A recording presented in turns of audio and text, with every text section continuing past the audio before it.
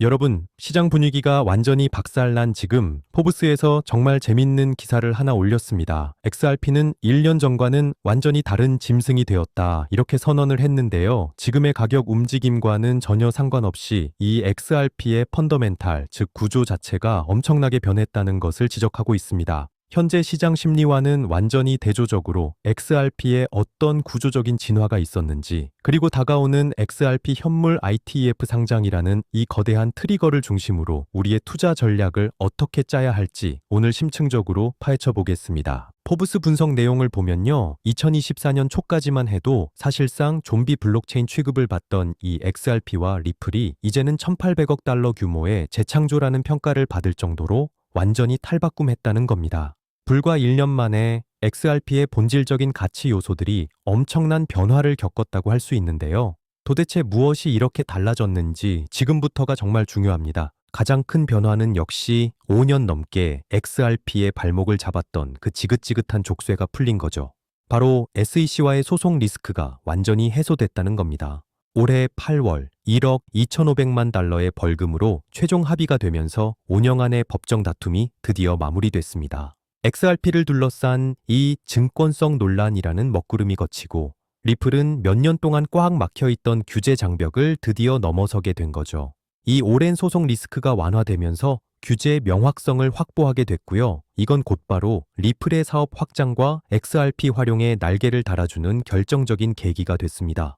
실제로 이번 합의 직후에 리플은 어떤 움직임을 보였을까요? 그동안 미뤄뒀던 전략들을 가속하면서 정말 공격적인 사업 확장에 나섰습니다. 최근 1년 동안 리플이 인수합병 M&A에 투자한 금액만 무려 27억 달러가 넘습니다. 구체적으로 보면 기업 자금 관리 솔루션인지 트레저리를 10억 달러에, 또 프라임 브로커리지 기업인 히든로드를 12억 5천만 달러에 인수해서 리플 프라임으로 리브랜딩을 했죠. 뿐만 아니라 레일 결제망에 2억 달러, 또 메타코 커스터디에 2억 5천만 달러를 투입하고 스탠더드 커스터디까지 사들이는 등 정말 무서운 속도로 몸집을 불렸습니다. 이런 인수합병이 의미하는 건 뭘까요? 리플이 더 이상 과거의 그 국경 간 송금 전문 크립토 기업이 아니라는 겁니다. 이제는 코인베이스나 서클처럼 재무관리부터 커스터디, 프라임 브로커리지, 그리고 결제망까지 아우르는 말 그대로 종합 크립토 금융 서비스 기업으로 완벽하게 도약하고 있다는 평가가 나오고 있습니다. 글로벌 결제망부터 기관용 서비스까지 인프라를 확장하면서 XRP가 활용될 수 있는 잠재 시장과 기반 시설이 정말 전례 없이 넓어졌다는 거죠.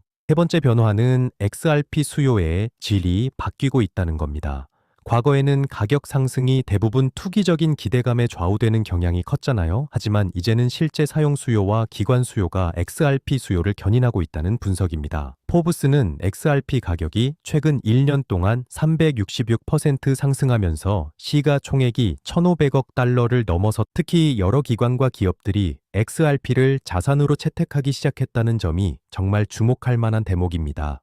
대표적으로 리플 임원들이 주도하는 에버노스 홀딩스라는 곳이 있는데요. 이 회사는 XRP 3억 8,900만 개, 그러니까 약 10억 달러 규모를 보유한 XRP 전문 트레저리 기업으로 성장했습니다. 심지어 이 회사는 스펙 상장을 통해서 XRP 트레저리를 더 확충한다는 계획까지 밝혔죠. 기업 재무부에 XRP를 편입하는 이런 사례는요, 1년 전만 해도 정말 상상하기 어려웠던 변화입니다. 포브스도 과거 규제 압박에 시달릴 때는 꿈도 못 꾸던 일이 이제 현실이 됐다고 평가할 정도니까요. 네 번째 변화는 스테이블 코인, 그리고 실물 자산 토큰화, 바로 RWA 분야와의 연관성입니다. 리플은 한때 세계 최대 스테이블 코인 발행사인 서클을 인수하려고 시도할 만큼 이 사업에 관심이 많았는데요. 소송 마무리를 앞두고 아예 직접 자체 스테이블 코인인 RLUSD를 도입해서 네트워크에서 운용을 하고 있습니다. 이를 통해서 XRP 생태계가 앞으로 CBDC나 다른 스테이블 코인을 발행하고 유통하는 플랫폼으로 활용될 가능성을 현실화시키고 있는 거죠. 특히 리플이 인수한 메타코나 스탠더드 커스터디 같은 수탁 인프라는 토큰화된 부동산이나 채권 같은 RWA, 이 실물 자산들을 안전하게 보관하고 관리하는 데 필수적인 요소입니다. 리플은 이걸 바탕으로 은행들이 토큰화 자산을 다룰 수 있도록 지원하고 XRP 레저를 규제 친화적인 자산 토큰화 플랫폼으로 발전시키는 큰 그림을 그리고 있는 것으로 보입니다. 마지막 다섯 번째는 XRP 레저, 이 블록체인 자체의 기술적인 진화입니다. XRP 레저 자체도 과거에 비해서 기능적인 진화를 거듭하면서 경쟁력을 높이고 있다는 건데요. 2024년 3월에는 XRP 레저 원장 차원의 자동화 마켓 메이커, 즉 네이티브 AMM 기능이 도입됐습니다. 이걸로 덱스에 유동성을 공급하고 수수료 수익을 얻을 수 있는 디파이 기능이 추가된 거죠. 게다가 2024년 하반기에는 드디어 네이티브 스마트 컨트랙트 기능 도입도 가시화됐습니다. 이른바 훅스라고 불리는 이 스마트 컨트랙트 기능이 XRP 레저에 잘 자리를 잡게 되면 이더리움처럼 프로그래밍 가능한 로직을 구현할 수가 있게 되거든요. 그럼 디파이나 NFT 마켓플레이스 같은 다양한 디앱 생태계를 키울 수 있는 강력한 토양이 될 것으로 기대되고 있습니다. 자, 그런데 말입니다. 이렇게 XRP의 구조적인 진화, 즉 펀더멘탈은 엄청나게 좋아졌는데도 불구하고 시장 가격은 어떻죠? 아직 이걸 제대로 반영하지 못한 채 침체되어 있는 상황입니다. 바로 이 지점에서 우리는 가치와 가격의 괴리를 발견할 수 있습니다. 시장 심리는 완전히 박살나 있지만 그 이면에서는 가치를 재평가할 수 있는 중대한 이벤트가 우리를 기다리고 있습니다. 그 결정적인 트리거가 바로 여러분도 잘 알고 계신 XRP 현물 ITF 상장 이슈입니다.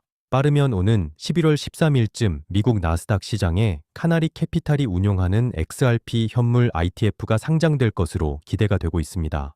아직 100% 확정된 건 아니지만 카나리 캐피탈 쪽에서 자동 효력 방식으로 상장시키는 방안을 추진하고 있다고 하는데요. 이건 XRP가 처음으로 전통 금융시장에 상장되는 역사적인 순간으로 암호화폐 업계뿐만 아니라 월가의 이목까지 집중되고 있습니다. 자동 효력 방식이라는 게 좀 생소하실 수도 있는데요. 최근 솔라나, 라이트코인, 도지 같은 알트코인 현물 ITF들이 SEC의 특별 승인을 거치지 않고 이 자동 효력 방식으로 하나씩 승인된 적이 있었죠. XRP 역시 이런 알트코인 물결의 선두로 함께 자리하게 되는 겁니다. 카나리 캐피탈의 XRP ETF는 SEC에 제출한 S1 등록 신청서의 딜레이 조항을 철회하면서 SEC 승인을 사실상 자동으로 받는 절차에 돌입했습니다. 이제 남은 관문은 나스닥 거래소의 8A 서류 승인 그리고 티커 등록 요것만 남아있다고 합니다. XRP 현물 ETF 상장은 정말 여러모로 역사적인 의미를 지닙니다. 특히 XRP의 경우에는 소송 이슈 때문에 5년 넘게 억눌려왔던 자산이었잖아요. 그렇기 때문에 이번 현물 ITF 상장은 곧 RP의 완벽한 제도권 편입을 의미합니다. 이제 미국 주식 계좌를 가진 투자자라면 누구나 증권 계좌로 XRP에 투자할 수 있게 되고요. 연기금이나 거대한 기관 자금도 ITF 포장지를 통해서 XRP 시장에 들어올 수 있는 길이 열리는 겁니다. 이건 XRP에 대한 수요 기반을 폭발적으로 넓힐 수 있는 엄청난 계기가 될 수밖에 없겠죠. 과연 시장의 반응은 어떨까요? 이미 지난 9월 미국 CBOE 거래소에 상장됐던 렉스 오스프리의 XRP ITF, XLPR의 사례를 보면 힌트를 얻을 수 있습니다. 이 XXLPR은 상장 첫날에만 무려 3,770만 달러의 거래 대금을 기록하면서 2025년 출시된 ETF들 가운데 9월 기준으로 가장 성공적인 데뷔를 했습니다. 물론 최근 솔라나 현물 ETF가 이 기록을 깨긴 했지만 이건 당초 애널리스트들이 예상했던 수준을 훌쩍 넘었던 수치였죠. 블룸버그의 에릭 발추나스조차도 예상보다 5배 많은 놀라운 수치라며 초기 반응에 상당한 놀라움을 표현하기도 했습니다.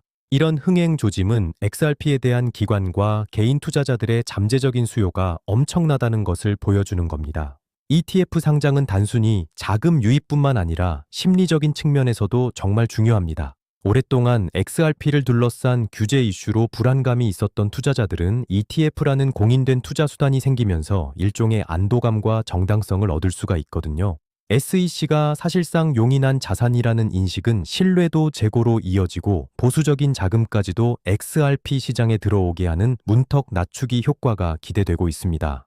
게다가 CNBC나 주요 경제지에서 XRP ETF를 다루면서 자연스럽게 XRP의 쓰임새와 비전에 대해서도 조명을 하겠죠? 이건 대중적 관심을 환기하면서 새로운 투자자 유입으로도 연결될 수 있을 겁니다. 정리해 보겠습니다. 현재 암호화폐 시장의 침체와 XRP 가격의 부진은 어쩌면 피상적인 현재 상태일 뿐이라는 겁니다.